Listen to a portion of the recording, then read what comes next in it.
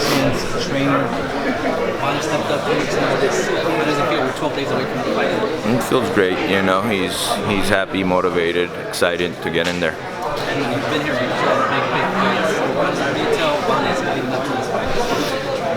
Stay calm and calculated, you know. Don't let that excitement, you know, get to you. It's good to be excited, but just stay focused, you know, on what you do best is box, and just let's get in there and box, you know. Don't need to get so excited and try to overwork and get him hurt within a short amount of time.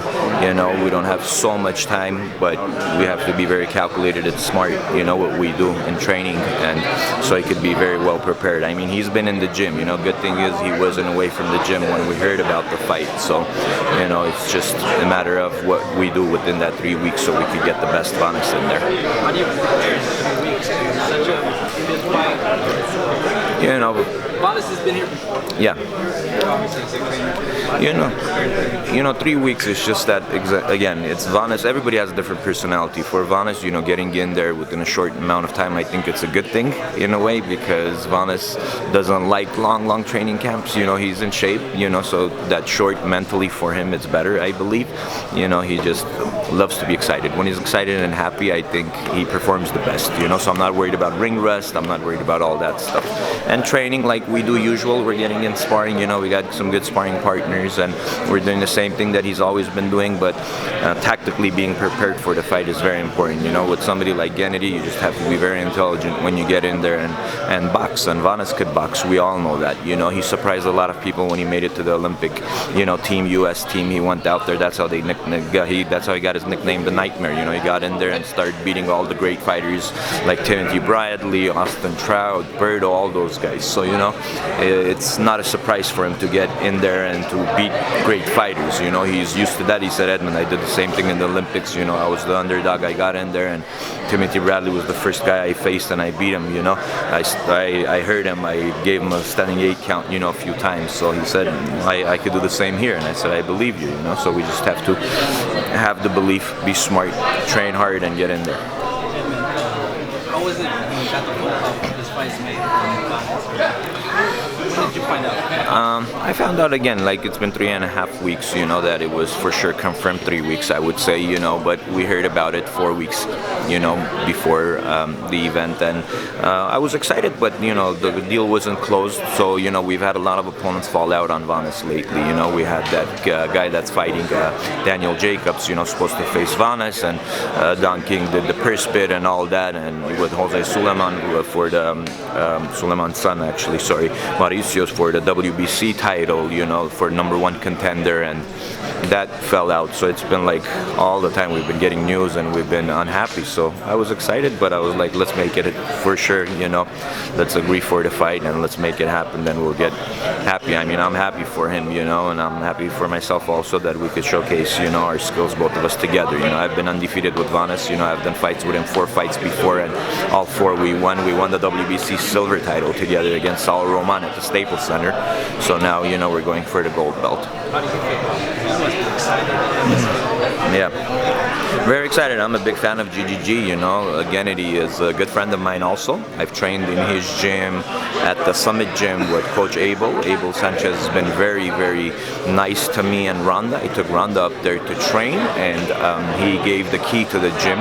So he treated us like family, and this is a sport, and we respect Gennady. I respect Gennady, and I'm very happy that, you know, Vanes is fighting, because Vanes needs fights like this, and so does Gennady. It's a beautiful matchup, and you know, I know Gennady is trying to go for his 20th defense, and I'm going to try to do everything for my fighter to come out victorious that day. But friendship out of the ring, it's a lot of respect, especially what they've done for me before when I was working with Ronda, and I went and took some of my other fighters also to do training camp at the Summit Gym. Incredible people. Gennady is an amazing human being, and so is Coach Abel Sanchez. You know, Vanes is At times, he boxes very well, but time comes when he needs to throw down. I think he does throw down. And Abel Sanchez has been unhappy with Canelo, saying he ran away, this and that. I don't think Vanes will run away. And sometimes, that train, you got to hit it hard from the beginning, So it might be a big, drama show at the first round. I believe Vanes is going to hold his own, and, then if he needs to box, he could move, and he could punch also. So it's going to be a very exciting fight. I don't want to give too much away, but we got a great game plan. I think it's safe to say that if they trade, Vanes is not going to stay. I think Vanes will stay and bang it out a little bit. That's what he wants to do, and he says, "Coach, I could do it," and I believe in him. Vanes is not a small 154 pounder. Vanes is a big 54 pounder. So moving up to 60, I think he won't be drained, and he'll feel very comfortable and very strong, because we have fought heavier a little bit when we came in at 157 against Richard Gutierrez, and Vanes danced circles around him and threw 6 to 8 punch combinations and outboxed the shit out of Gutierrez. I mean, I know Gutierrez not Gennady, but Vanes felt very good. I'm talking about how Vanes felt himself. So Vanes is going to be feeling very strong, and Gennady is not a big 160 pounder either. So I think it's a beautiful matchup, and short notice, it's not even good to be getting drained so much to go down to 54. So 160, it's a perfect weight class for us to fight Gennady. And any last words to the fans, people that are going to be there supporting Vanes, anywhere? I think when fights like this,